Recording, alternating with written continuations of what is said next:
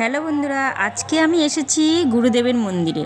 কিছু প্রোগ্রাম আছে, তাই আমরা গুরুদেবের মন্দিরে চলে এসেছি।